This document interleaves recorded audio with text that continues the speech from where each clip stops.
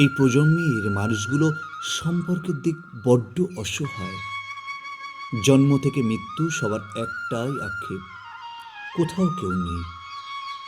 প্রতিযোগিতার এই প্রজন্মের চারপাশে সবাই ছুটতে ব্যস্ত, কিন্তু পাশে শক্ত হয়ে দাঁড়ানোর মতো কারো কেউ নেই।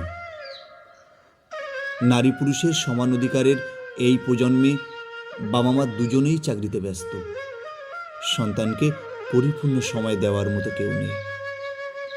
প্রয়োজনে প্রিয়জনের এই প্রজন্মে সবাই সুযোগ খুঁজতে ব্যস্ত, খাঁটি বন্ধুত্বটাও নেই। আজন্ম বন্ধু হবার মতো কেউ নেই। স্মার্টফোনের এই প্রজন্মে সবাই যে যার মতো ফোনে ব্যস্ত, বৃদ্ধ বয়সে পাশে বসে গল্প করার বা গল্প শোনার মতো আপনজন কেউ নেই। দাদু বা নানুর সাথে গল্পের আসর আর বসে না। বেটার অপশান পেয়ে পুরনোকে ছুঁড়ে ফেলার এই প্রজন্মে সবাই বেটার খুঁজতেই ব্যস্ত।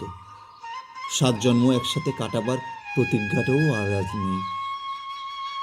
বিচ্ছেদের এই প্রজন্মে সবাই ছেড়ে দিতে ব্যস্ত, মানিয়ে আর মেনে নিয়ে আদরে আবদারে ধরে রাখার মতো কেউ নেই। অবশেষে 810 কোটি জনসংখ্যার এই পৃথিবীতে এই প্রজন্মের একটাই আক্ষেপ, কোথাও কেউ নেই, কোথাও কেউ নেই, কোথাও কেউ নেই।